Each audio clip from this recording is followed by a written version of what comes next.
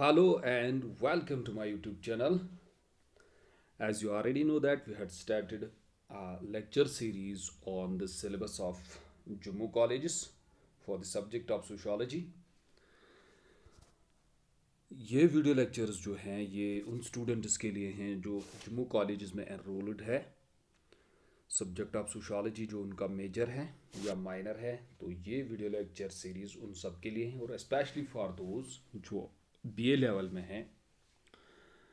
तो आज हम स्टार्ट करने जा रहे हैं इस सिलेबस का जो सेकंड लेक्चर है, जो आपका मेजर 501 है, U N J S O C T 501 social thought in India. तो उसको हम आज स्टार्ट करेंगे, लेकिन उससे पहले कुछ ज़रूरी इन्फॉर्मेशन आपके लिए कि हम वीडियो लेक्चर्स को इसी तरह से स्टार्ट करेंगे। पहले हम मेजर 501 को कवर अप करेंगे, फिर मेजर 502 को, फिर मेजर 3 और मेजर 4, 5 को कवर अप करेंगे। ठीक है, तो इसी तरह से हम वन बाय वन करेंगे और सिस्टमेटिकली चलेंगे ताकि आपको भी एक अच्छी अंडरस्टैंडिंग रहे।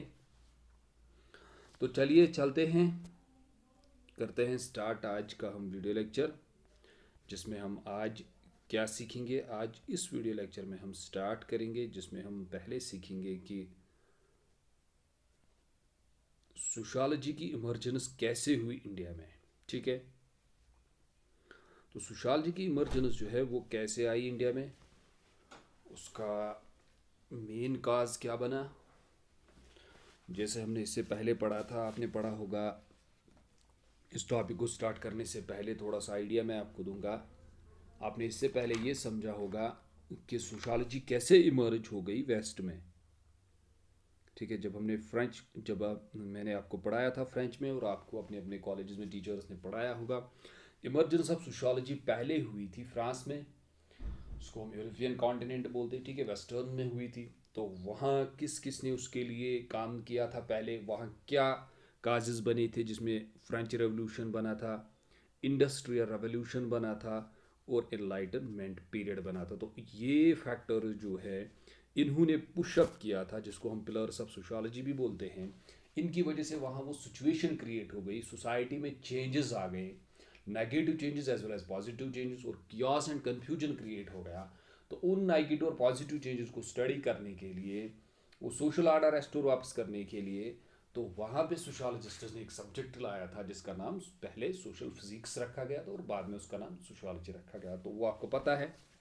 लेकिन इस पेपर 501 में आपको क्या पढ़ना है कि इंडियन कॉन्टेक्स्ट में सोशोलॉजी कैसे इमर्ज हो गई, यहाँ कैसे सोशोलॉजी आई, यहाँ कैसे सोशोलॉजी का डेवलपमेंट हो गया। ठीक है, तो सिंपल कंसेप्ट है, उतना कोई टफ कंसेप्ट नहीं है। सेम इज द केस यहाँ पे भी उसी तरीके से पढ़ना है। यहाँ कैसे स्टार्ट हो गई सोशोलॉजी, कहाँ, यहाँ हमारे यहाँ यानी कि इंडिया में कैसे सोशोलॉजी स्टार्ट हो गई। ठीक है, उससे पहले अगर आपको ये कंसेप्ट क्लियर नहीं है वेस्ट में कैसे सोशोलॉजी इमर्ज होगी, तो उसके लिए मैंने वीडियो लेक्चर एक दिया है जिसका नाम है इमरजेंस ऑफ सोशोलॉजी।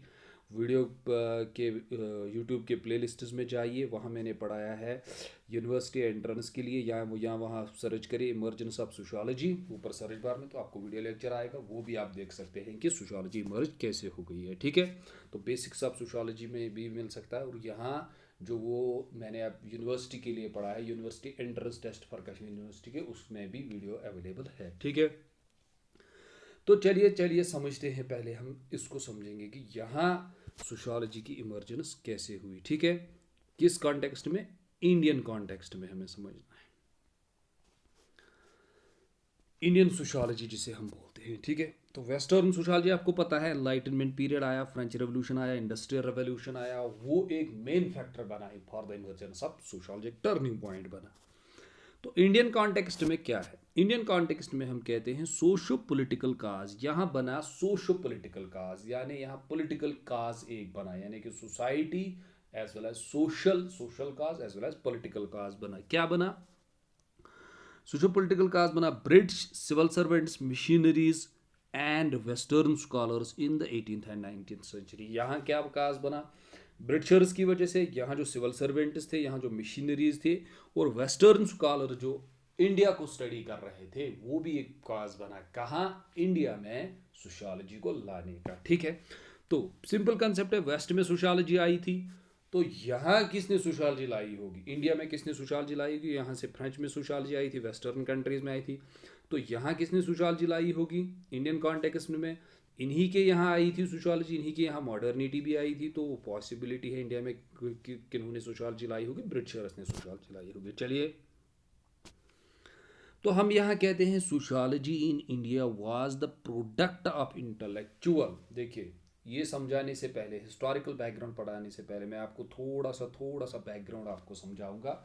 उसके लिए 10-15 मिनट लगेंगे, फिर हम स्टार्ट करेंगे जो एक्चुअल हमारा टॉपिक है। लेकिन इसको आपको पहले समझना होगा, ये कुछ बेसिक पॉइंट्स है जिससे आपको फिर टॉपिक अच्छे से क्लियर होगा। ठीक है, तो हम कहते हैं sociology in India was the product of intellectual response. ये इंटेलेक्चुअल रेस्पॉन्स था। ठीक है, इंटेलेक्चुअल रेस्पॉन्स ऑफ इंडियंस, किन का? लेकिन इंडियंस का।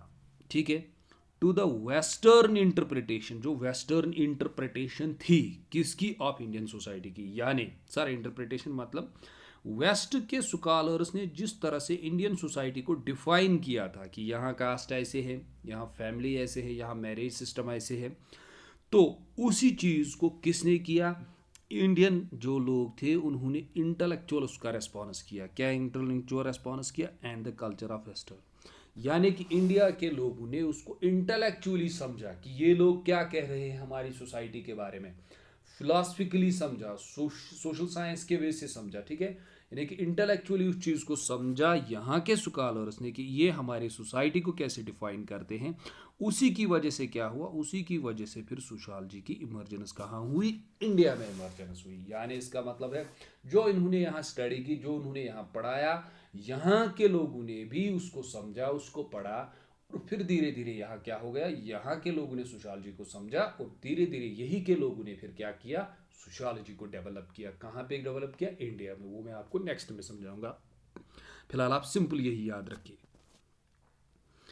चलिए, लेकिन उसके साथ साथ आपको दो पर्सपेक्टिव समझने हैं। ठीक है, क्या समझने हैं आपको? दो पर्सपेक्टिव्स आपको समझने हैं। जो ब्रिटिशर्स थे उनको हम बोलते हैं कॉलोनाइजर, और इंडियन जो थे हमारे यहाँ के कौन कौन से इंटेलेक्चुअल्स उस टाइम थे। जैसे आप बोलोगे सर वो क्या थे? जैसे ब्रिटिशर्स थे, कॉलोनाइजर्स, वो यहाँ पे रूल कर रहे थे।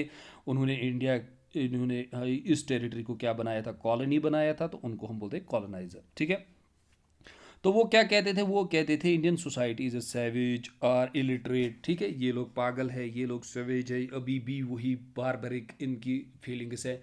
ये लोग मतलब इनका जो वैल्यू सिस्टम है, इनका जो कल्चर है वो ठीक नहीं है। ठीक है, तो ये लोग इलिटरेट है, ये लोग बारबरिक है। ठीक है, लेकिन इंडिया के जो हमारे यहाँ उस टाइम के लोग थे, जो यहाँ उस टाइम मेन इंटेलेक्चुअल्स थे, जैसे राजा राम मोहन राय है, tried to eliminate the social evils. इन्होंने क्या किया? ये कोशिश कर रहे थे इंडियन सोसाइटी में चेंजेस लाने के लिए, क्योंकि जो इंडियन सोसाइटी में उस वक्त सोशल प्रॉब्लम्स थे, सोशल एवल्स थे, कास्ट था, ठीक है, सती सिस्टम था, या कोई और प्रॉब्लम थी, उन प्रॉब्लम्स को ये लोग क्या कर रहे थे? राजा राम मोहन राय उन चीज़ों को क्या कर रहे थे? एलिमिनेट, उन चीज़ों को ख़त्म करने की कोशिश कर रहे थे। ठीक है, Indian authors claimed that we had our own literates like कोटालिया अर्थशास्त्र थे। क्या ये क्वेश्चन है सर? क्या इंडिया जब ब्रिटिशर्स यहाँ आए, इंडिया के कुछ फिलासफर्स थे? यस, यहाँ पे सबसे बड़े जो उस टाइम के फिलासफर थे वो कोटालिया थे, जिसने अर्थशास्त्र लिखी है। ठीक है, तो 2000 साल पहले, उस टाइम उससे भी पहले इन्होंने इनके बारे में लिखा था, यहाँ के गवर्नेंस, यहाँ के सिस्टम, यहाँ के कल्चर के बारे में लिखा था।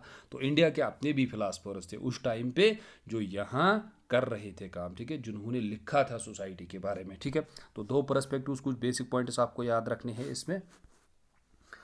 चलिए, उसके बाद आपको क्या याद रखना है? उसके बाद आपको याद रखना है, सिंपली आपको याद रखना है कि यहाँ पे ट्रैवलर्स कौन कौन आए थे, बाहर से यहाँ पे कौन कौन आए थे। जैसे मेगास्थनीज, ठीक है, the Greek ambassador to be the court of, ये चंद्रगुप्त मौर्य के टाइम पे आए थे। ठीक है, उसके बाद आए थे, he said Indian society is divided into 7 segments. इसी ने कहा था कि इंडिया सोसाइटी जो है वो 7 सेगमेंट्स में, जिस तरह से हम कास्ट में डिवाइड करें, ब्राह्मण, क्षत्रिय, वैश्य, शूद्र, उसने कहा था इंडियन सोसाइटी कितने सेगमेंट्स में डिवाइड है? 7 सेगमेंट्स में। ठीक है, उसके बाद चाइनीज़ ट्रैवलर्स आए थे, फाह्यून आए थे, ठीक है, युआन आए थे, ठीक है, ये आइसिंग आए थे। ठीक है, उन्होंने भी इसके describe the socio cultural conditions of India, इन्होंने भी डिस्क्राइब किया था कि सोशल कल्चरल कंडीशंस क्या है इंडिया में, इंडिया का सोसाइटी जो है वो कैसे एग्जिस्ट करती है। ठीक है, ये चाइनीज़ ट्रैवलर्स थे। ठीक है, अरब से भी कुछ आए थे यहाँ लोग, जैसे अल बिरूनी है, ठीक है, ये आए थे अरब ट्रैवलर्स, संस्कृत के स्कॉलर थे ये, ठीक है, संस्कृत को ये पढ़ते थे। इब्न बतूता आए थे, ये भी अरब ट्रैवलर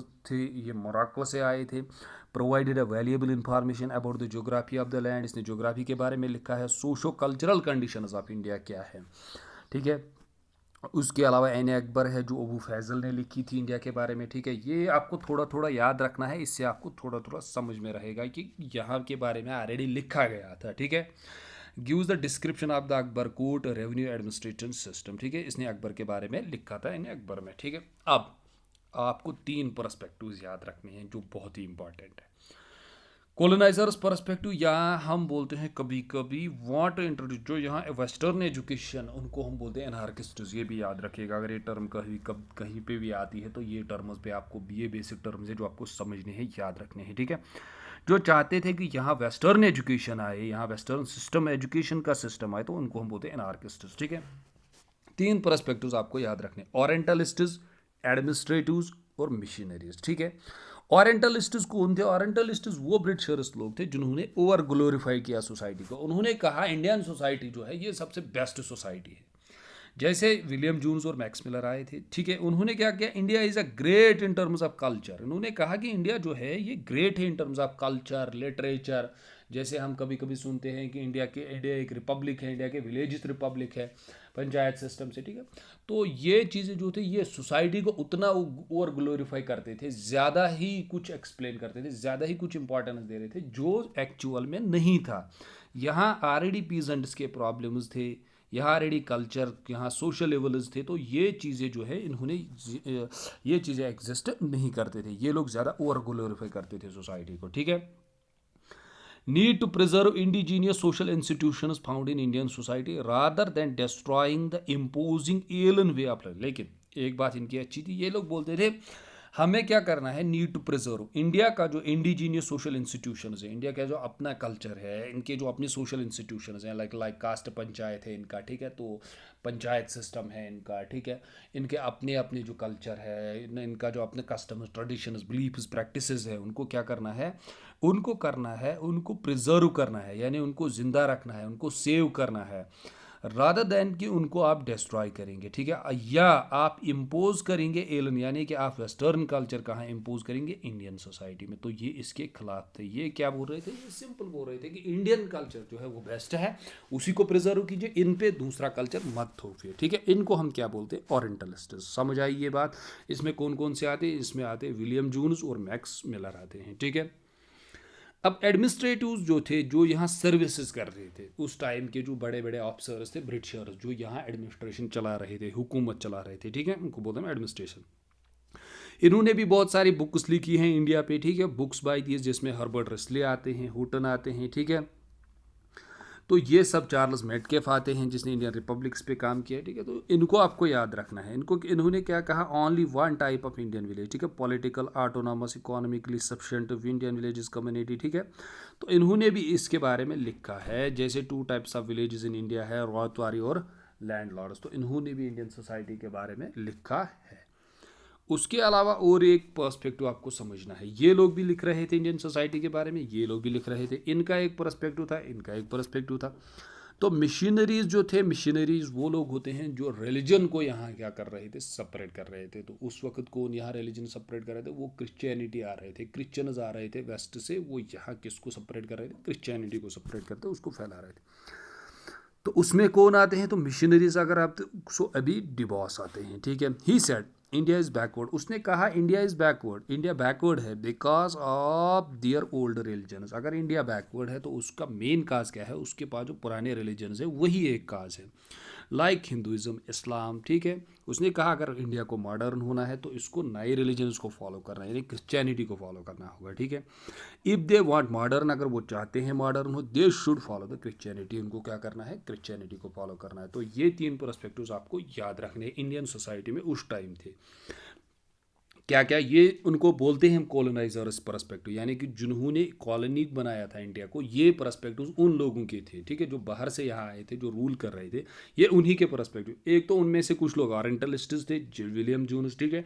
ये लोग क्या कर रहे थे, ये लोग सोसाइटी को ओवर ग्लोरीफाई कर रहे थे, ज़्यादा ही कुछ मतलब आसमान पे चढ़ा रहे थे जो एग्जिस्ट नहीं था। लेकिन कुछ बातें इनकी अच्छी थी, ये बोल रहे थे कि हाँ इनका अपना कल्चर है, उसी को प्रिजर्व कीजिए, उसको डिस्ट्रॉय मत कीजिए, इन पे दूसरा कल्चर मत थोपिए।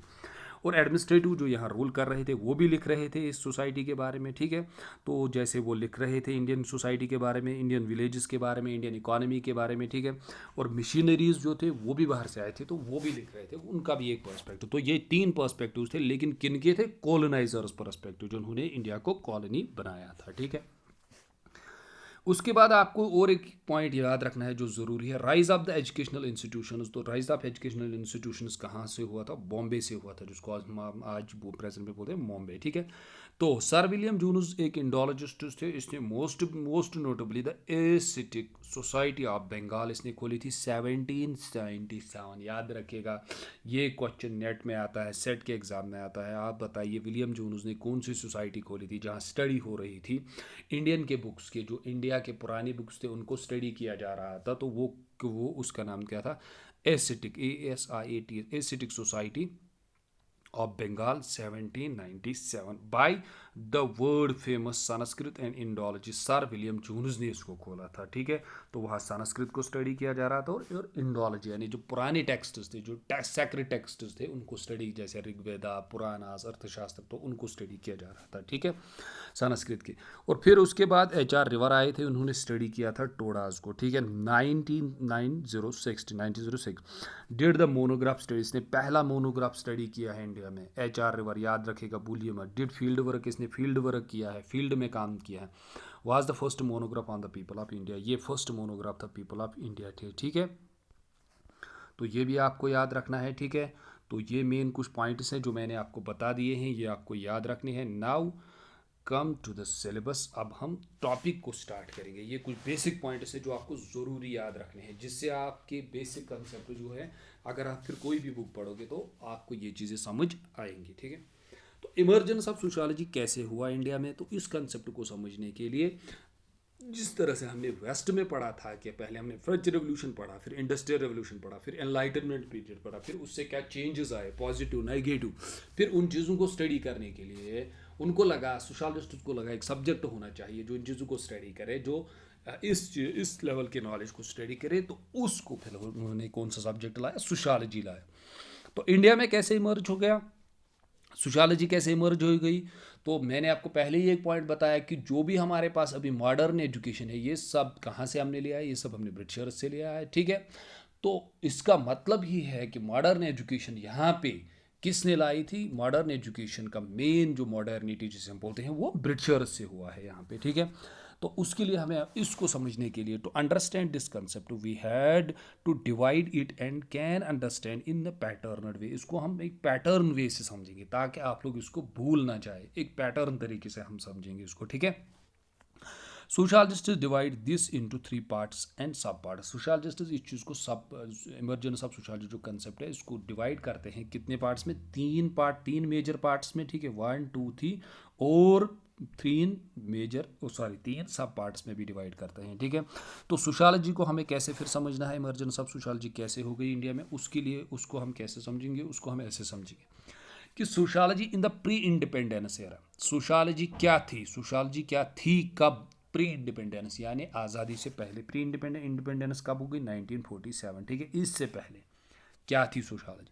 फिर हम समझेंगे sociology in the post independent. जब आज़ादी आई तो क्या सोशियोलॉजी थी? अगर थी तो कैसी थी? उसमें हम समझेंगे डेवलपमेंट इन 70s क्या हुआ, 80s क्या हुआ, 90s क्या हुआ, ठीक है। तो 70 में क्या डेवलपमेंट हो गया, 80 में क्या हो गया, 90s में। फिर sociological research in India, presently sociological research क्या है इंडिया में, फिर सोशियोलॉजिकल रिसर्च कैसे स्टार्ट हो गया, ठीक है। पहले समझेंगे हम क्या बेसिक कंसेप्ट, पहले हम समझेंगे सोशियोलॉजी प्री इंडिपेंडेंस में क्या था, यानी आज़ादी से पहले क्या थी, क्या सोशियोलॉजी थी, अगर थी तो कैसी थी, कहाँ कहाँ पढ़ाया जा रहा था, किस तरह से एकेडमिक्स में थी, ठीक है, किस तरह से रिसर्च होता था। और उसके बाद जब आज़ादी हुई उसके बाद सोशियोलॉजी कैसे इमर्ज हुई, उसके लिए क्या किया गया 70s 80s और 90s में, और फिर प्रेजेंट रिसर्च, फिर रिसर्च के बारे में क्या किया गया सोशियोलॉजी के बारे में, ठीक है। तो चलिए चलते हैं नेक्स्ट स्लाइड पे और समझते हैं, ठीक है।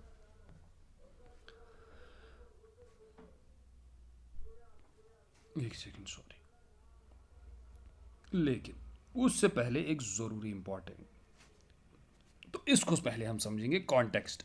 इससे पहले कि हम स्टार्ट करेंगे sociology in the pre independence era, थोड़े से कुछ पॉइंट्स हम समझेंगे पहले, जिससे आपको ये क्लियरिटी हो जाएगी कि तो सोशियोलॉजी इमर्ज हुई क्यों, इसका काज क्या था, ब्रिटिशर्स ने सोशियोलॉजी को क्यों लाया, उनका मकसद क्या था, क्या वो इंडिया का डेवलपमेंट चाहते थे, या उनको सोशियोलॉजी इमर्ज जो उन्होंने सोशियोलॉजी यहाँ लाई उनको वो सेल्फ डेवलपमेंट के लिए थी या खुद के इंटरेस्ट के लिए थी। तो उसको समझेंगे पहले, कॉन्टेक्स्ट को समझेंगे। तो origin of sociology and social anthropology in India can be traced to the days. अगर हम ऑरिजिन देखेंगे कि सोशियोलॉजी कब आई इंडिया में और सोशल एंथ्रोपोलॉजी, ये दोनों साथ साथ आए यहाँ इन इंडिया में, कैन बी ट्रेस्ड, इसको हम ट्रेस कर सकते हैं टू द डेज, उन दिनों when the britisher officials realise, जो ब्रिटिश ऑफिशियल्स थे, ऑफिशियल्स मतलब जो यहाँ एडमिनिस्ट्रेशन चला रहे थे, गवर्नमेंट चला रहे थे, ठीक है, रियलाइज, उनको रियलाइज होगा, उनको लगा the need to understand the native society, उनको लगा कि हमें Indian society, the need to understand the native, इस सोसाइटी को हमें समझना है, नेटिव सोसाइटी को, जहाँ जहाँ वो रूल कर रहे थे इंडिया में, तो इंडियन सोसाइटी को हमें समझना है। उनको क्या ज़रूरत लगी, उनको क्या लगा कि हमें इस सोसाइटी को समझना है, एंड इट इज़ कल्चर, एक तो सोसाइटी को समझना है और इसके कल्चर को समझना है। इन द इंटरेस्ट ऑफ, याद रखिएगा ये लाइन याद रखिएगा, कहाँ से, यहाँ से, in the interest of smooth administration, कि ब्रिटिशर्स को लगा कि हमें यहाँ की सोसाइटी और यहाँ के कल्चर को समझना है, क्यों, ताकि हमारा जो एडमिनिस्ट्रेशन है वो स्मूथ से चले, अच्छे से चले, क्यों, क्योंकि यहाँ कोई प्रॉब्लम ना हो। अगर हम यहाँ के कल्चर को समझेंगे, जैसे मैक्स वेबर कहते हैं कि अगर आपको किसी सोसाइटी में जाना है, पहले वहाँ के कल्चर को समझिए, जब आप उनके कल्चर को समझेंगे तो आपको समझ में आएगा कि यहाँ कौन सी लेवल है, किस तरह से यहाँ फंक्शन किया जा सकता है, किस तरह से यहाँ रहा जा सकता है, तो वहाँ उसके लिए आपको ज़रूरी क्या समझना है, कल्चर समझना है। तो ब्रिटिशर्स को क्या चलानी थी, एडमिनिस्ट्रेशन चलानी थी, तो एडमिनिस्ट्रेशन चलाने के लिए उनको ज़रूरी यहाँ का कल्चर समझना था, क्यों, क्योंकि एडमिनिस्ट्रेशन में कोई प्रॉब्लम ना हो जाए। सर एडमिनिस्ट्रेशन में कैसे प्रॉब्लम हो जाएगी, एडमिनिस्ट्रेशन में प्रॉब्लम इस तरह से हो जाएगी, अगर उनको यहाँ का कल्चर पता नहीं चलेगा तो वो कुछ ऐसे लॉज पास कर देंगे जो यहाँ के कल्चर के खिलाफ होंगे, जब वो कल्चर के अगेंस्ट होंगे तो यहाँ के लोग रिवोल्ट करेंगे, जैसे आपने पढ़ा होगा 1870 का, ठीक है, और 1857 का रिवोल्ट जो आपने पढ़ा होगा इंडियन हिस्ट्री में, कि यहाँ एडमिनिस्ट्रेशन, यहाँ रेलवे लाया गया, यहाँ कुछ ऐसे लॉज पास किए गए, यहाँ एजुकेशन लाई गई, क्यों, क्योंकि यहाँ के लोगों को समझा जाए, यहाँ के लोगों को एडमिनिस्ट्रेशन में लाया जाए, ताकि यहाँ ब्रिटिशर जो थे वो अपना जो गवर्नमेंट चला रहे थे वो स्मूथ से फंक्शन करे। आई बात समझ में, याद रखना। तो उसका मतलब क्या है, तो इसका मतलब ये होता है कि ब्रिटिशर्स ने सोशियोलॉजी और एंथ्रोपोलॉजी को इंडिया में लाया, इंडिया में डेवलप किया, इंडिया में पढ़ाना शुरू किया, इंडियन कॉलेजेस यूनिवर्सिटीज़ में खोला, क्यों, क्योंकि उनका खाली ये मकसद था कि यहाँ के कल्चर को समझा जाए, यहाँ की सोसाइटी को समझा जाए, क्यों, क्योंकि हम लोग जो है यहाँ स्मूथली फंक्शन करें, एडमिनिस्ट्रेशन को स्मूथली चलाए, ठीक है। हाउएवर, लेकिन क्या हुआ, it was only during the 20s and the last century steps were taken to introduce sociology. कब ये हुआ, 20s में हुआ, 1920s में हो गया, ठीक है। तो 20s में क्या हुआ, last century, that steps were taken to introduce sociology, इन्होंने कुछ स्टेप्स लिए और सोशियोलॉजी को क्या किया गया, यहाँ इंट्रोड्यूस किया गया, एंड सोशल एंथ्रोपोलॉजी को। याद रखिएगा और एक पॉइंट, इंडियन ब्रिटिशर्स ने इंडिया में दोनों सब्जेक्ट्स को साइमल्टेनियसली क्रिएट किया, सोशियोलॉजी एंड सोशल एंथ्रोपोलॉजी को, ठीक है। सोशल एंथ्रोपोलॉजी पार्ट है एक एंथ्रोपोलॉजी का, ठीक है, जो सोशल, जिसमें हम समाज को पढ़ते हैं, कल्चर को पढ़ते हैं। एज एन एकेडमिक डिसिप्लिन इसको बनाया गया, एकेडमिक मतलब कॉलेजेस में लाया गया, यूनिवर्सिटीज़ खोले गए, ठीक है, इसके लिए कॉलेजेस खोले गए इन इंडियन यूनिवर्सिटीज़, ठीक है। तो इसको पढ़ाया गया बच्चों के लिए, इसमें रिसर्च स्टार्ट किया गया, कहाँ, इंडियन यूनिवर्सिटीज़ में। लेकिन the popularity that these subjects enjoy today, लेकिन जो अभी इसकी पॉपुलैरिटी है, जो अभी ये पॉपुलर है सब्जेक्ट्स टुडे जो आज है, एंड देयर प्रोफेशनलाइजेशन, और उसकी जो प्रोफेशनलाइजेशन है, अभी आपको इस सब्जेक्ट के लिए क्या करना पड़ेगा, आपको मतलब 11th 12th में लेना पड़ेगा, फिर बीए में लेना पड़ेगा, बीए के बाद ही आप इसमें क्या कर सकते हैं, मास्टर्स कर सकते हैं, फिर पीएचडी कर सकते हैं, रिसर्च कर सकते हैं, ठीक है, फिर पीडीएफ कर सकते हैं, फिर आईआईटीज में जा सकते हैं इसके लिए, फिर इसके लिए नेट गेट सेट एग्जाम होते हैं, ठीक है। तो ये प्रोफेशनलाइजेशन तरीके से प्रोफेशनलाइज किया गया इसको।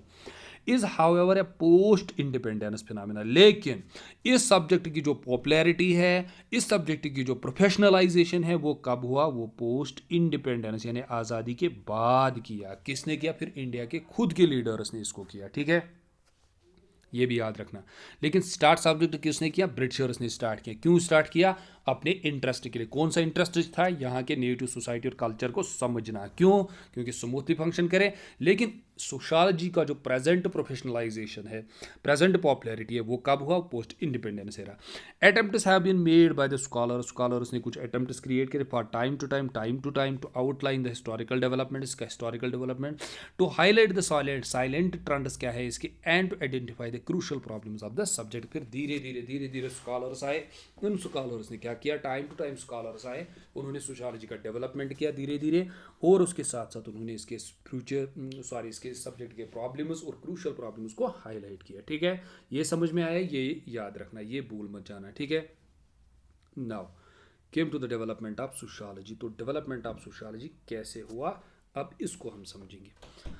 उसके बाद हम क्या बोलते हैं? उसके बाद हम बोलते हैं it is difficult to understand, ये बहुत ही मुश्किल है क्या, the origin and development of sociology in India without referencing its colonial history. कि ये बहुत ही मुश्किल समझना है क्या सोशियोलॉजी का डेवलपमेंट कैसे हुआ, ऑरिजिन कैसे हुआ, अगर आप किसको रेफरेंस नहीं लेंगे? कॉलोनियल हिस्ट्री को लेंगे। क्यों सर? क्योंकि मैंने आपको पहले ही बताया कि मॉडर्निटी जो आई वो ब्रिटिशर्स की वजह से आई। मॉडर्न एजुकेशन हमारे पास जो है, जो भी मॉडर्निटी आई वो ब्रिटिशर्स, उसमें ब्रिटिशर्स का हाथ था, उनके पर्सनल इंटरेस्ट के लिए था। फिर उसका फ़ायदा इंडिपेंडेंस के बाद यहाँ के लोगों को मिला। ठीक है, उनका ये मकसद बिल्कुल भी नहीं था पहले कि यहाँ के लोगों को मॉडर्नाइज किया जाए, उनका अपना इंटरेस्ट था इसमें। ठीक है, जैसे हमने अभी पढ़ा कि उन्होंने सोशियोलॉजी लाई किसके लिए? खुद के इंटरेस्ट के लिए, कि सोचा यहाँ के कल्चर को समझा जाए और स्मूथली एडमिनिस्ट्रेशन चलाई जाए। ठीक है, तो अगर हम कॉलोनियल हिस्ट्री को रेफरेंस नहीं लेंगे तो हमें सोशियोलॉजी का डेवलपमेंट समझ में नहीं आएगा। क्यों नहीं आएगा? क्योंकि ब्रिटिशर्स ने ही इसको लाया था यहाँ। ठीक है, हम क्या कहते हैं? By the second half 19th century the colonial state in India was about undergo several major. 19th century में जो कॉलोनियल यहाँ पे रोल था, उसमें कुछ मेजर चेंजेस आने वाले थे। उन्होंने उसमें कुछ मेजर चेंजेस आए, जैसे लैंड रिफॉर्म किया गया, यानी कि लैंड जो यहाँ थी उसमें रिफॉर्म्स किए गए, लैंड को लोगों के नाम पे किया गया। ठीक है, डिफरेंट नाम्स पे किया गया, जैसे आपने पढ़ा होगा ज़मींदारी सिस्टम। ठीक है, उसमें वो लैंड रिफॉर्म्स किए गए, लैंड ज़मीन जो है उसको रिफॉर्म किया गया। रेवेन्यू सिस्टम चेंज किया गया, टैक्सेस बढ़ाए गए, कहीं कम किए गए, कहीं बढ़ाए गए। ठीक है, अथॉरिटी में चेंजेस लाए गए। जो यहाँ अथॉरिटी थी पहले, यहाँ ही यही के लोग यहाँ रूल करते थे। फिर क्या हुआ? फिर जब 1815 का रिवोल्ट हो गया तो उसकी वजह से क्या हो गया? फिर यहाँ का जो क्राउन रूल था वो कहाँ से आ गया? फिर इंग्लैंड से ही रूल होता था यहाँ पे। ठीक है, तो अथॉरिटी चेंज हो गई यहाँ से। But the important event that took place was the revolt of 1857। जो सबसे बड़ा चेंज हुआ था वो क्या हुआ था उस दौरान? वो 1857 का रिवोल्ट हो गया था। अगर आपने 1857 का रिवोल्ट पढ़ा होगा, 1857 का रिवोल्ट क्या था?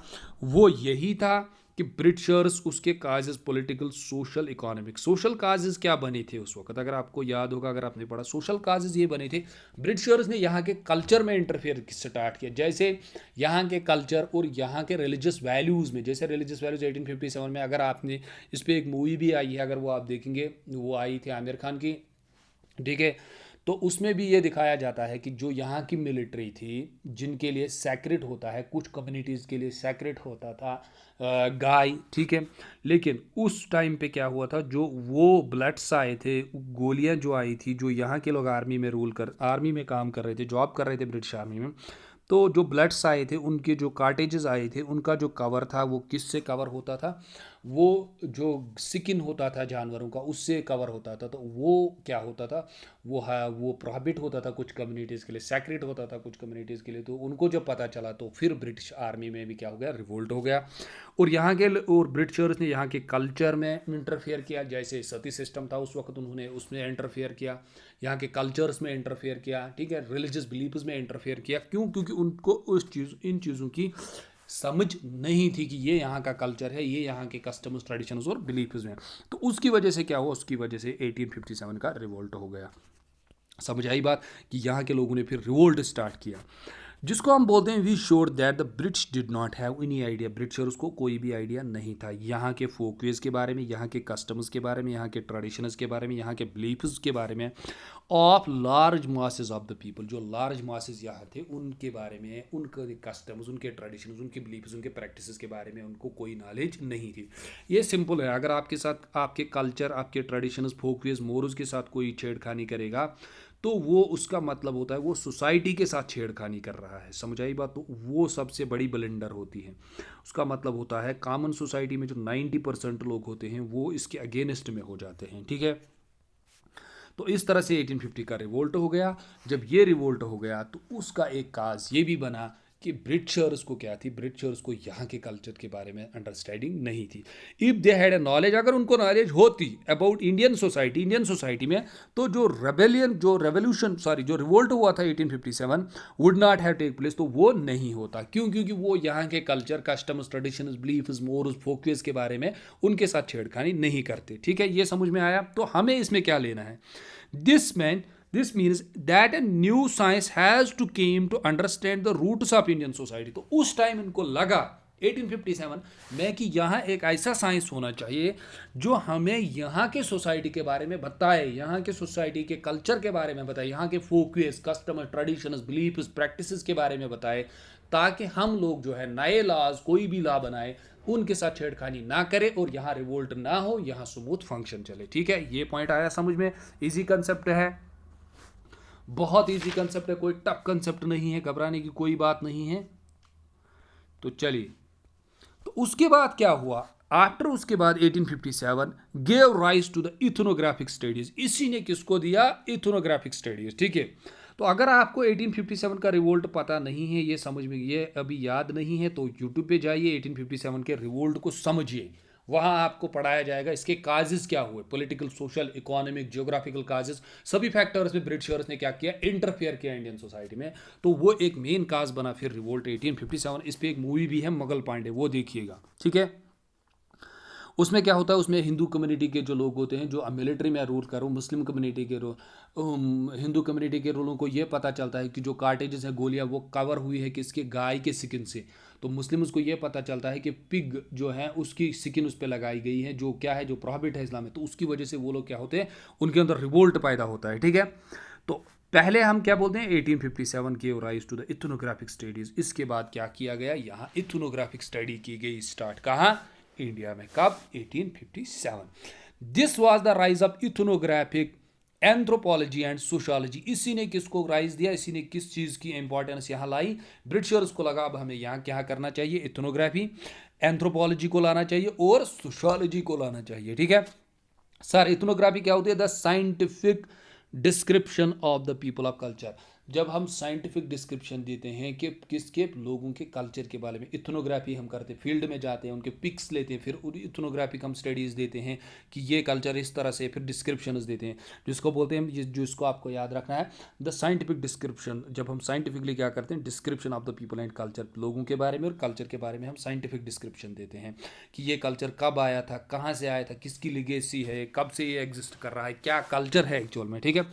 सो एंथ्रोपोलॉजी क्या होता है सर? एंथ्रोपोलॉजी क्या होती है? एंथ्रोपोलॉजी बोलते हैं स्टडी ऑफ ह्यूमन बींग्स, जो किसको स्टडी करती है? ह्यूमन बींग्स को स्टडी करती है, ठीक है, उनको स्टडी करते हैं। And sociology study of people, study of society, ठीक है। तो इन तीनों को लाया गया, किसको? इथनोग्राफी को, एंथ्रोपोलॉजी एंड सोशियोलॉजी को, which begin to provide the empirical data of the colonial rule. इसी ने फिर स्टार्ट किया, इसने एम्पेरिकल डेटा दे दिया। किसको दे दिया एम्पेरिकल डेटा? ब्रिटिशर्स को एम्पेरिकल डेटा दे दिया। आया समझ में? ये याद रहेगा। तो धीरे धीरे यहाँ पे क्या हो गया, इन सब्जेक्ट्स ने फिर स्टडी किया यहाँ के लोगों को, यहाँ के कल्चर को, यहाँ के ट्रस्टर्स को, यहाँ के कस्टम्स को, बिलीफ्स को, फोकवेज को, मोरल्स को, जिससे क्या हुआ, जिससे यहाँ के ब्रिटिशर्स को ये समझ में आया कि यहाँ कल्चर कैसा है, यहाँ ट्रेडिशंस कैसे हैं, यहाँ लॉज कैसे बनाए, यहाँ रूल्स कैसे बनाने हैं, ठीक है। ओके चलिए, फिर हर्बर्ट रिस्ली जो थे was the Pioneer of ethnographic studies in India. याद रखना, इथनोग्राफिक स्टडीज किसने इंडिया में स्टार्ट की थी? हर्बर्ट रिस्ली ने स्टार्ट की थी। उसने एक बुक लिखी थी, caste and tribes of Bengal 1891। उसके बाद then after sociology and social anthropology in India in the colonial interest and intellectual curiosity of. तो सोशियोलॉजी और सोशल एंथ्रोपोलॉजी जो थी ये डेवलप हो गई इंडिया में ये आई इन द कॉलोनियल इंटरेस्ट। किसके लिए अब है? कॉलोनियल इंटरेस्ट के लिए, यानी ब्रिटिशर्स के अपने इंटरेस्ट के लिए इन्होंने सब्जेक्ट उसको लाया। एंड इंटेलेक्चुअल क्यूरियोसिटी, जो इंटेलेक्चुअल क्यूरियोसिटी थी किसकी? ऑफ वेस्टर्न स्कॉलर्स की। वेस्टर्न स्कॉलर्स के अंदर भी एक क्यूरियोसिटी थी, वो चाहते थे, जो उस वक्त वेस्टर्न स्कॉलर्स थे, जो वेस्ट में स्कॉलर्स थे, वो चाहते थे कि वो इंडिया को स्टडी करे कि इंडिया में सिस्टम कैसा है, इंडिया कौन सा मॉल, इंडिया में ब्रिटिशर्स क्या कर रहे हैं, इनकी इकॉनमी कैसा है, इनका पॉलिटिकल सिस्टम कैसा है, ठीक है, उनका कल्चर कैसा है, उनकी भी एक क्यूरियोसिटी थी इन चीज़ों को। जैसे आपको पता होगा, अगर आपको पता होगा, मैक्स वेबर ने इंडिया के रिलीजन को स्टडी किया, कार्ल मार्क्स ने यहाँ के जो हमारे जो इंडस्ट्रीज आने से पहले जो यहाँ हैंडलूम इंडस्ट्रीज थी उसके बारे में कहा कि ब्रिटिशर्स ने यहाँ जो मासिस के पास जो अपनी इंडस्ट्री थी उसको इन्होंने ख़त्म कर दिया, ठीक है, तो उसके बारे में उन्होंने स्टडी की। वो उनके अंदर क्यूरियोसिटी थी इन चीज़ों को स्टडी करने के लिए। Western scholars on the one hand and the reaction of Indian scholars on the other hand. एक साइड से तो ये था कि कॉलोनियल इंटरेस्ट और वेस्टर्न स्कॉलर्स की क्यूरियोसिटी थी यहाँ की चीज़ को स्टडी करने के लिए, लेकिन दूसरे साइड से क्या था? Reaction of Indian scholars. Indian scholars की क्या रिएक्शन थी? आप बोलोगे सर उस वक्त इंडियन स्कॉलर्स थे, यस, जिन्होंने पढ़ा था ब्रिटिश में, जिन्होंने जो वहाँ पढ़ रहे थे वेस्टर्न कंट्रीज़ में, और फिर जो यहाँ काम भी कर रहे थे, बहुत सारे स्कॉलर्स थे तो जैसे हमारे पास राजा राम मोहन राय है, ठीक है, तो महात्मा गांधी थे उस वक्त जो ब्रिटिश वहीं से इंग्लैंड से ही साउथ अफ्रीका से पढ़ के आए थे, तो बहुत सारे स्कॉलर्स थे इंडियन सोसाइटी में। उसके बाद कॉलोनियल इंटरेस्ट क्या था? एक्वर उनका मकसद था नॉलेज हासिल करना यहाँ के कस्टम्स के मैनर्स के बारे में फॉर देयर ओन सब्जेक्ट, ठीक है। सो क्रिश्चियन मिशनरीज थी, wire interested in understanding the local languages. Christian missionaries का मकसद ये था कि यहाँ के लोकल लैंग्वेजेस को समझा जाए, ताकि यहाँ के लोगों को क्या किया जाए, उनको कन्वर्ट किया जाए, उनको रिलीजन में कन्वर्ट किया जाए। जब तक यहाँ के लोग कि यहाँ की लैंग्वेज नहीं समझेंगे तो वो उनको नहीं बुला सकते थे अपने रिलीजन में, ठीक है, क्योंकि उनको बात ही समझ नहीं आती थी।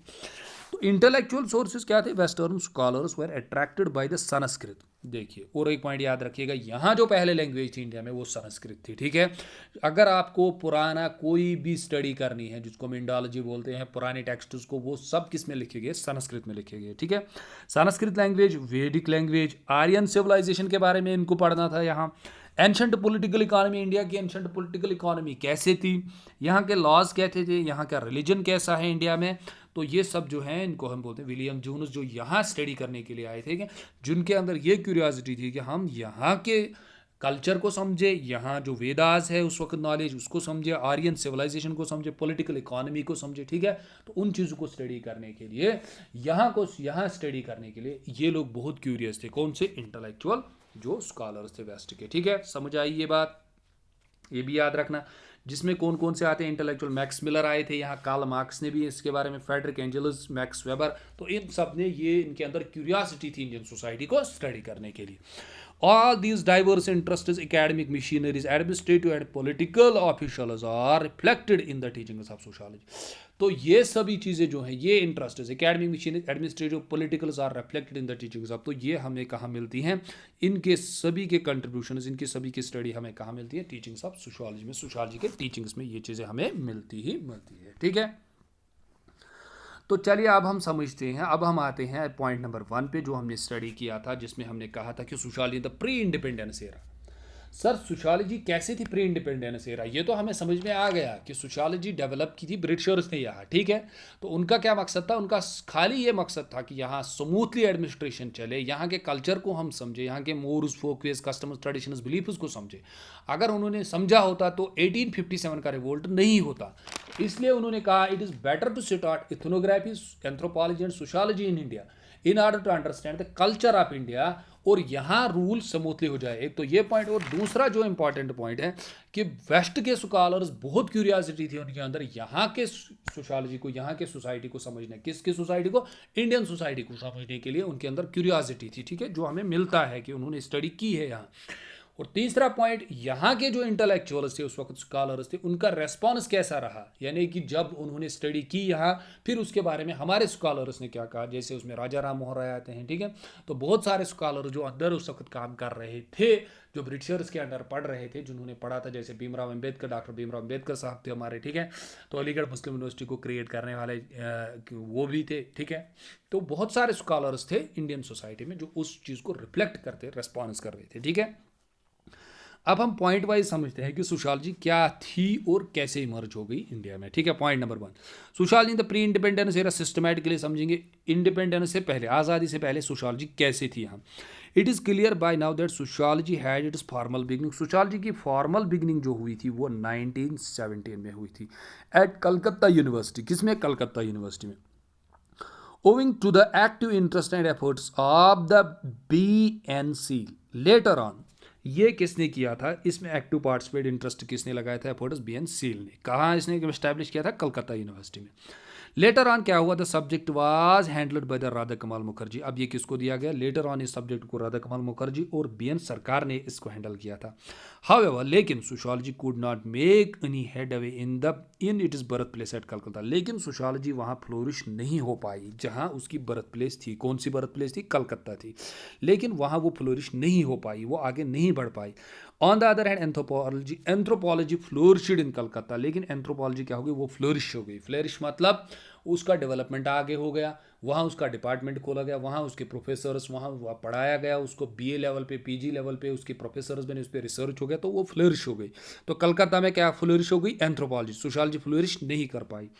With the establishment of department, फिर वहाँ डिपार्टमेंट खोला गया एंथ्रोपोलॉजी को, and later on the anthropological survey of India. और उसको को फिर लेटर ऑन बनाया गया क्या? एंथ्रोपोलॉजिकल सर्वे ऑफ इंडिया, जिसे हम बोलते हैं ASI। तो फिर sociology drew a blank in the eastern part of the country. ठीक है, but the story has been different in Bombay university. But लेकिन बॉम्बे यूनिवर्सिटी में डिफरेंट स्टोरी है सोशियोलॉजी की। Bombay university started teaching of sociology by the grant of government of India. तो government of India ने grant दिया था, इजाज़त दी थी कि सोशियोलॉजी को खोला जाए। कहाँ खोला जाए? बॉम्बे यूनिवर्सिटी में इन 1940। ठीक है, तो उस वक्त किसकी हुकूमत थी 1940 में? उस वक्त भी ब्रिटिशर्स की हुकूमत थी। तो गवर्नमेंट जो यहाँ थी उसने उस वक्त अलाउ किया कि यहाँ को सोशियोलॉजी को पढ़ाया जाए। The department of sociology was established in 1990। तो फिर वहाँ का डिपार्टमेंट आया बॉम्बे यूनिवर्सिटी में 1990 विद द पैट्रिक गिड्स। ये इंपॉर्टेंट डेट है, याद रखिएगा, यही इंपॉर्टेंट डेट है। ऊपर आया था सोशियोलॉजी लेकिन फ्लरिश नहीं कर पाई। तो अगर आपसे पूछा जाए कि आप बताइए सोशियोलॉजी कहाँ डेवलप हुई थी पहले, तो वो डेवलप हुई थी बॉम्बे यूनिवर्सिटी में, जिसको हम आज बॉम्बे बोलते हैं। ठीक है, कब हुई थी? डिपार्टमेंट ऑफ सोशियोलॉजी एस्टैब्लिश हुआ था 1990 में, याद रखना, भूल मत जाना। किसके साथ हुई थी? With Patrick Geddes. Patrick Geddes ने इसको स्टार्ट किया था। ठीक है, at the helm of affairs he was joined by the GS Ghurye. तो पहले पैट्रिक गिड्स आए, लेकिन उसको ज्वाइन किसने किया? जीएस गुरे ने, एंड एनए टॉथी ने किया था। This was Indeed A concrete step in the growth of sociology in India. यही एक कंक्रीट स्टेप था जब सोशियोलॉजी डेवलप हो गई इंडिया में। कहाँ? बॉम्बे यूनिवर्सिटी में। कब हुई? 1990। किसने स्टार्ट किया? पैट्रिक गिड्स ने स्टार्ट किया। उसको किसने ज्वाइन किया? जीएस गुरे ने। जीएस गुरे कौन से स्कॉलर थे? इंडियन स्कॉलर थे। पैट्रिक गिड्स वेस्टर्न स्कॉलर थे, याद रखना। तो यही से कि क्या हुए, यहाँ से ग्रोथ हुआ सोशियोलॉजी का। Another centre of influence on the sociological theory and research was Lucknow. और एक सेंटर खोला गया सोशियोलॉजी के लिए, जो कहाँ था? लखनऊ में। ठीक है, that is introduced sociology in the department of economics and sociology 1921। तो लखनऊ में कब खोला गया? 1921। इसीलिए आपको दो चीज़ें मिलेंगे आपके सिलेबस में, आपको दो चीज़ें सिलेबस में मिलेंगे। क्या आप बताइए, लखनऊ स्कूल और बॉम्बे स्कूल ऑफ थॉट क्या था, कि वहाँ से सोशियोलॉजी कैसे इमर्ज हुई, यहाँ से कैसे सोशियोलॉजी इमर्ज। यानी पहले बॉम्बे में आई 1990 में पैट्रिक गिड्स और गुरे के अंडर, फिर आई लखनऊ यूनिवर्सिटी में, लेकिन डिपार्टमेंट ऑफ इकोनॉमिक्स के अंडर खोला गया 1921। वहाँ कौन थे? विद राधा कमाल मुखर्जी। वहाँ Radha Kamal Mukherjee as it is head बने, उसके हेड वही बने। उस यहाँ कौन थे? यहाँ पहले पैट्रिक गिड्स थे, फिर कौन बने? फिर जीएस गुरे बने। ठीक है, तो धीरे धीरे क्या बना? Later it was assisted by the, तो लेटर ऑन क्या हो गया? It was able assisted by the, फिर वहाँ डीपी मुखर्जी आए, डीएन मजुमदार आए। In South India sociology was made its appearance by the, South India में कब आई सोशियोलॉजी? वहाँ मैसूर यूनिवर्सिटी में आई, by the efforts of NBN Seal and AF Wadia in 1928। वहाँ कब आई? 1990। लखनऊ में कब आई? 1921। मैसूर यूनिवर्सिटी यानी साउथ इंडिया में कब आई? 1928 में। In the same year sociology was introduced in the Osmania university at graduate level. तो उस्मानिया यूनिवर्सिटी में भी खोला गया। ठीक है, Jafar Hasan joined the department after the completing his training in the Germany. ये जर्मनी से आया था। ठीक है, another university that started teaching of sociology and social anthropology before 1947 से पहले वाज पुणे यूनिवर्सिटी में खोला गया in the later 1930 with Irawati Karve as a head. तो वहाँ कौन बनी हेड? वहाँ बनी इरावती कर्वे। कब? 1930s में। ठीक है, तो ये डिपार्टमेंट धीरे धीरे इंडिया में धीरे धीरे हर किसी यूनिवर्सिटी में डिपार्टमेंट ऑफ सोशियोलॉजी खोला गया, ठीक है। तो उसके लिए और एक पॉइंट आपको याद रखना है जो बहुत ही इंपॉर्टेंट है। तो ये हम बोलते हैं, ये जो सोशियोलॉजी थी ये कब थी, ये इंडिपेंडेंस से पहले थी। कहाँ स्टार्ट हो गई, स्टार्ट कहाँ हुई, बॉम्बे यूनिवर्सिटी में। कब, 1990। फिर कहाँ आई, लखनऊ यूनिवर्सिटी में 1921। फिर धीरे धीरे कहाँ आई, फिर पुणे यूनिवर्सिटी में आई, वहाँ इरावती कार्वी थी साउथ इंडिया में, मैसूर यूनिवर्सिटी में। फिर धीरे धीरे उस्मानिया यूनिवर्सिटी में, वहाँ जाफर ने इसको हेड किया जो जर्मनी से आया था। तो certain trends of the development of sociology may be identified in the, तो इसका मतलब है सोशियोलॉजी कब कब इमर्ज हुई थी इंडिया में, प्री इंडिपेंडेंस से पहले। तो किसने लाया था इसको, ब्रिटिशर्स ने लाया था। कहाँ लाया था, इंडिया में। पहले कहाँ लाया, बॉम्बे यूनिवर्सिटी में। किसके अंडर, सर पैट्रिक गिड्स के अंडर। तो certain trends of development sociology identified, तो प्री इंडिपेंडेंस से पहले ही थी। Sociology was taught along with the economics, किसके साथ पढ़ाया जाता था इसको, economics, both Bombay and Lucknow university में। However in the Calcutta it was taught along with the anthropology, Calcutta में इसको किसके साथ पढ़ाया जाता था, एंथ्रोपोलॉजी के साथ। And in Mysore it was the part of social philosophy, Mysore में इसको किसके साथ पढ़ाया जाता था, सोशल फिलॉसफी के साथ, ठीक है। Teachers had a freedom to design the course according to their interest, तो उस वक्त जो सोशियोलॉजी के टीचर्स, उनको फ्रीडम दिया जाता था, वो कोर्स को डिज़ाइन कर सकते थे, कैसे कोर्स को बनाना। जैसे आपका पेपर है 501, ये कोर्स है, इसका सिलेबस क्या पढ़ाना है। No rigid distinction was made between the sociology on the one hand and social psychology, ठीक है। उनमें कोई ज़्यादा डिस्टिंक्शन नहीं थी। Social philosophy, social anthropology and social work, उनमें ज़्यादा डिफरेंसेस नहीं थी। Other social sciences such as economics, history on the other hand the course indeed such as topics, अब इसमें पढ़ाया जाता है social biology, social problems such as crime, prostitution, beggary, social psychology, civilization, prehistory, that cover tribal ruler situation भी इसमें पढ़ाया जाता था। At the general theoretical level, one could discern the influence of the British social anthropological tradition with emphasis on the diffusionism and functionalism. In the case of teaching Indian social institutions, the orientation showed more ideological emphasis on the one hand and concern for the social pathological problems, ठीक है। तो धीरे धीरे इसमें ये चीज़ें आई, social psychology के साथ साथ इसको पढ़ाया गया, सोशल एंथ्रोपोलॉजी के साथ साथ इसको पढ़ाया गया, और इकोनॉमिक्स डिपार्टमेंट इसके इकोनॉमिक्स के साथ साथ इसको पढ़ाया गया, ठीक है। तो ये चीज़ें जो थी, ये चीज़ें उस वक्त चल रही थी। तो उसके बाद हमें अब क्या समझना है, तो ये हमारा हो गया sociology before the pre independence era. तो प्री इंडिपेंडेंस एरा में ही सोशियोलॉजी डेवलप हो गई है, कहाँ, इंडिया में 1990 में। कहाँ पे, बॉम्बे यूनिवर्सिटी में। ये याद रहेगा, सिंपल, अंडर पैट्रिक गिड्स। फिर उसके बाद कौन आए, फिर उसके बाद वो डिपार्टमेंट किसको मिला, जीएस गुरे को, जो कौन से थे, वो इंडियन सोशियोलॉजिस्ट, इंडियन ऑरिजिन थे, ठीक है। अब हम समझेंगे sociology in the post independence era, क्योंकि मैंने आपको कहा था हम इसको सिस्टमैटिकली समझेंगे, ठीक है। पहले हम क्या समझेंगे, पहले इसमें हम समझेंगे sociology in the pre independence era, अब हम समझेंगे sociology in the post independence era. अब आज़ादी के बाद क्या हुआ, जब आज़ादी हुई तो सोशियोलॉजी का डेवलपमेंट कैसे हुआ, सोशियोलॉजी एज ए सब्जेक्ट कैसे चला, sociology in the post independence era कैसे चला। Acceptance of the regional language as the medium of instruction as the most states of the India, जब आज़ादी हुई, आज़ादी के बाद क्या किया गया कि अपने रीजनल लैंग्वेजेस जो है वो मीडियम ऑफ इंस्ट्रक्शन होगा। मीडियम ऑफ इंस्ट्रक्शन क्या होता है सर, मीडियम ऑफ इंस्ट्रक्शन क्या होता है, मीडियम ऑफ इंस्ट्रक्शन का मतलब होता है अपने लैंग्वेजेस में पढ़ाया जाए।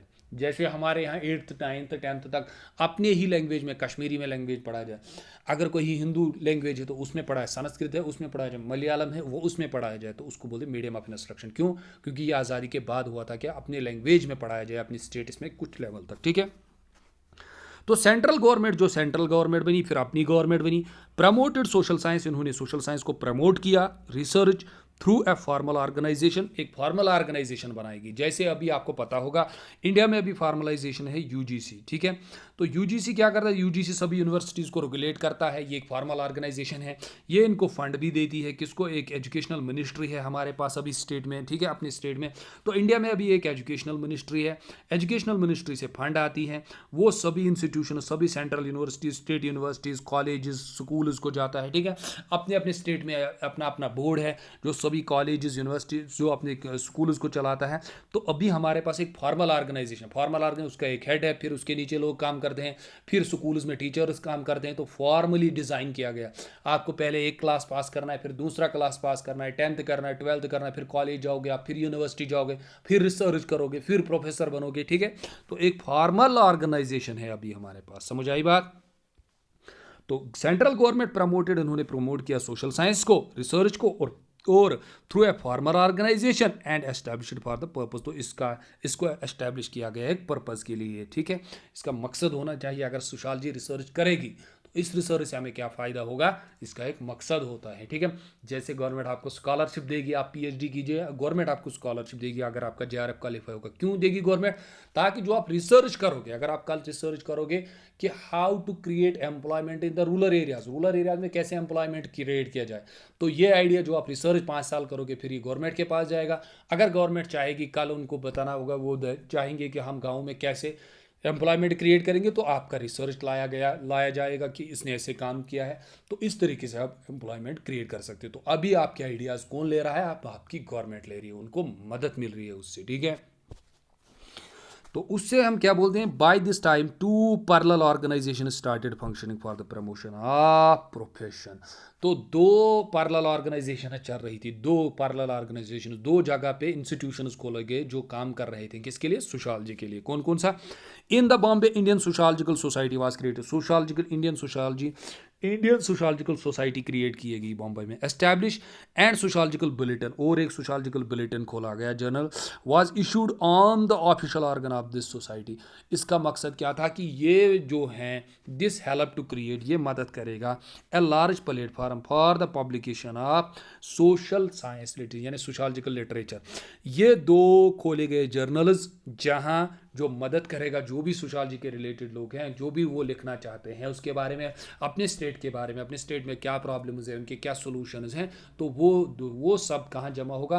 वो इनमें पब्लिश होगा। किस में पब्लिश होगा? इंडियन सोशियोलॉजिकल सोसाइटी और सोशियोलॉजिकल बुलेटिन में।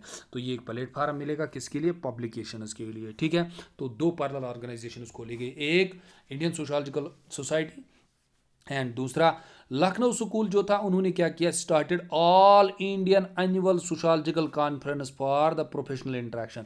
लखनऊ स्कूल ऑलरेडी क्रिएट किया गया था, बॉम्बे स्कूल भी क्रिएट किया गया था, लेकिन आज़ादी के बाद उनको बोला गया तुम लोग क्या करो, तुम लोग एक प्लेटफार्म खोलो जहां लोग लिख सकते हैं, जैसे अभी हम पेपर्स लिखते हैं रिसर्च में, ठीक है।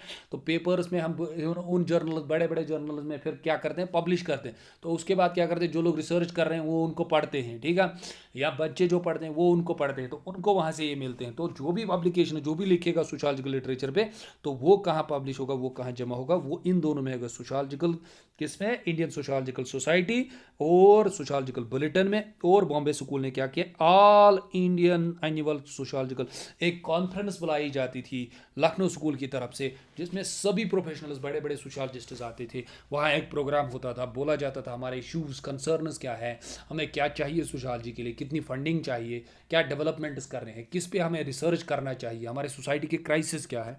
तो उस कॉन्फ्रेंस में वो सब चीज़ें होती, जैसे अभी ऑल इंडियन सोशियोलॉजिकल कॉन्फ्रेंस होती है जिसको हमने, जो पिछली बार हुई थी, तो वो जो भी होती है वहाँ सभी सोशियोलॉजी के जो यूनिवर्सिटीज़ के एचओडीज़ हैं उनको बुलाया जाता है, ठीक है, बड़े बड़े स्कॉलर्स को बुलाया जाता है, 2-3 दिन की कॉन्फ्रेंस होती है, ठीक है। एक बार कश्मीर यूनिवर्सिटी में भी ये हुई थी, ठीक है। तो ये क्रिएट किया गया दोनों इंस्टीट्यूशंस की तरफ से, लखनऊ स्कूल और बॉम्बे स्कूल की तरफ से। चलिए नाउ, फिर उसके बाद, इसके बाद जो हमारे कौन है, लक्ष्मण, वो कहते हैं research efforts mainly progress on 3 lines. उसने कहा कि पोस्ट इंडिपेंडेंस के बाद जब रिसर्च जो होता था सोशियोलॉजी में, उसका डेवलपमेंट हो गया, लेकिन उसमें 3 लेवल्स पे उसमें प्रोग्रेस हुई। उसके प्रोग्रेस जो है वो 3 लेवल्स पे हुई। क्या हुआ? Large scale doctoral research in the universities, large scale पे क्रिएट किया डॉक्टर मतलब पीएचडी रिसर्च डेवलप किया गया लार्ज स्केल पे, कि इन यूनिवर्सिटीज़ में रिसर्च स्टार्ट किया जाएगा, पीएचडी करवाया जाएगा, रिसर्च करवाया जाएगा, सोसाइटी के जो इश्यूज़ हैं उन पे रिसर्च किया जाए, उनको दोबारा से रिसर्च किया जाए कि उन प्रॉब्लम्स क्या है, उनका सोल्यूशन कैसे होगा, ठीक है। एक तो ये, दूसरा उसने कहा the growing need of the planners and administrators on the one hand had the realisation of meaning importance of sociological thinking and research in the planning progress on one hand. उसने कहा सेकंड लेवल पे ये हुआ जब India आज़ाद हो गया, तो आज़ादी के बाद 1947 के बाद जो एडमिनिस्ट्रेटर्स थे उनको प्लानिंग करनी थी कि हम इंडिया में डेवलपमेंट कैसे करें, तो उसके लिए सोशियोलॉजिकल थिंकिंग बहुत ज़रूरी थी। तो research in the planning process किया गया, कि इनको बोला गया आप प्लानिंग पे रिसर्च कीजिए कि हम इंडिया में कैसे डेवलपमेंट करें। जैसे हम कहते हैं 1947 के बाद एक बड़ा ये डिबेट था, क्या इंडिया क्या इंडिया 5 ईयर प्लान्स डेवलप करेगा, यानी इंडस्ट्रीज़ को डेवलप करेगा या एग्रीकल्चर डेवलप करेगा? तो ये एक बड़ा डिबेट था।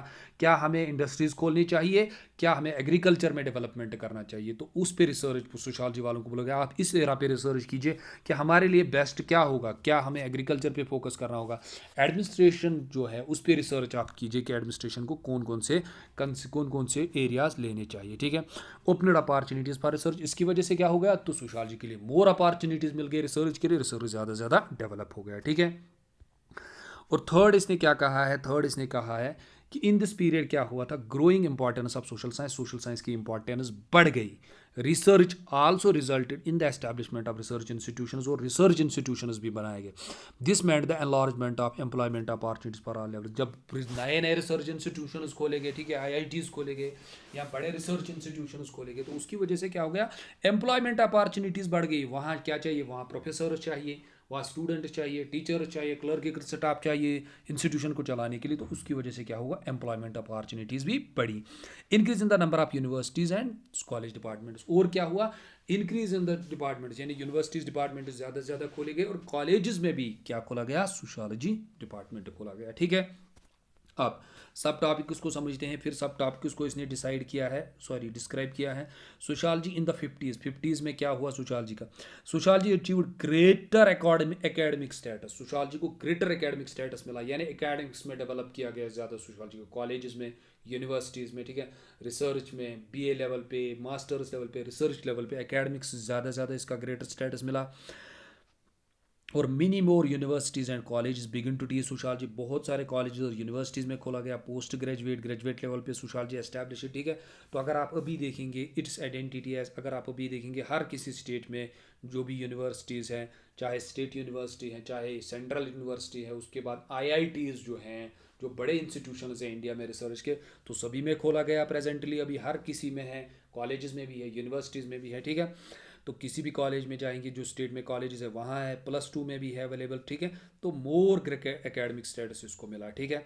उसके अलावा अगर आप देखोगे नेट का भी इसका एग्ज़ाम होता है, सेट के एग्ज़ाम में इसको ला गया, अब इसको गेट के एग्ज़ाम में भी लाया गया है प्रेजेंटली, गेट भी इसका होता है, ठीक है। Then as a discipline by separating itself from the psychology, धीरे धीरे उसको सेपरेट किया गया। जैसे मैंने आपको पहले बोला था कि सोशल एंथ्रोपोलॉजी इकोनॉमिक्स के साथ इसको पढ़ाया जाता था पहले, लेकिन धीरे धीरे इसको सेपरेट किया गया। आज सोशियोलॉजी खाली अकेला एक डिपार्टमेंट, किसी भी डिपार्टमेंट के साथ नहीं है। From psychology, anthropology, social philosophy and social work से अलग अलग किया गया इसको, ठीक है। हाईली डाइवर्सिफाइड करिकुलम, फिर इसमें करिकुलम भी चेंज होगा। करिकुलम मतलब जो आपको सिलेबस है, ठीक है, उसमें चेंज किया गया। Structure in proper sociology existing including in the specialisation, फिर नए स्पेशलाइजेशन, नए नए कोर्सेज लाए गए इसमें, जैसे सोशियोलॉजी ऑफ किनशिप पर लाया गया, सोशियोलॉजी ऑफ रिलीजन अलग से हैं एक पेपर, सोशियोलॉजी ऑफ स्ट्रैटिफिकेशन अलग से हैं, sociology of education, political sociology, medical sociology जो आज है इस पर सबसे ज़्यादा काम किया जाता है, सोशल डेमोग्राफी और सोशियोलॉजी ऑफ इकोनॉमिक्स भी अलग अलग से पढ़ाया गया धीरे धीरे, ठीक है। So after independence of the India, independence के बाद sociologist started conducting empirical research, ठीक है। सर एम्पेरिकल रिसर्च क्या होता है, स्टडीज बेस्ड ऑन मेथड, जो जिनके अपने मेथड्स होते हैं, जैसे ऑब्जर्वेशन हम मेथड करते हैं, इंटरव्यू करते हैं, ठीक है, तो इसके अपने methods, empirical research to understand the structure and dynamics problems of the development, ताकि स्ट्रक्चर को समझा जाए, सोसाइटी के सिस्टम को समझा जाए, सोसाइटी के डायनेमिक्स की, सोसाइटी चेंज कैसे होती है और प्रॉब्लम्स ऑफ द डेवलपमेंट क्या है, ठीक है। ये समझ में आया। और एक बात जो मेन इंपॉर्टेंट आपको याद रखनी है यहाँ, पोस्ट इंडिपेंडेंस एरा यानी सोशियोलॉजी इन द 50s क्या हुआ था, Indian sociologist begin to criticise, याद रखिएगा जब 50s का दौर आया, इंडियन सोशियोलॉजिस्ट जो थे उन्होंने स्टार्ट किया क्रिटिसाइज किसको, एंड मॉडिफाई करने की कोशिश की, and develop diverse sociological approaches, नए नए सोशियोलॉजिकल अप्रोचेस लाए गए। जैसे हमने पढ़ा था सोशियोलॉजी में कौन कौन से हमने पर्सपेक्टिव्स पढ़े थे पहले, फंक्शनलिज्म, मार्क्सिज्म, ठीक है, वेबेरियन इंटरेक्शन पर्सपेक्टिव, ये डिफरेंट अप्रोचेस, डिफरेंट पर्सपेक्टिव है। लेकिन इंडिया में क्या हुआ, इंडिया के सोशियोलॉजिस्ट ने इनको क्या किया, इनको क्रिटिसाइज किया, फंक्शनलिस्ट वालों को, मार्क्सिस्ट वालों को, इंटरेक्शनिस्ट वालों को, और नए सोशियोलॉजिकल अप्रोचेस इन्होंने डेवलप किए इंडिया में। जैसे हम पढ़ते हैं हम पढ़ते हैं इंडोलॉजिकल अप्रोच, ठीक है, जैसे हम पढ़ते हैं इंटीग्रेटेड अप्रोच जो योगेंद्र सिंह ने दिया था। तो बहुत सारे नए अप्रोचेस इंडियन सोसाइटी में इंडियन सोशियोलॉजिस्ट ने क्रिएट किए, किसको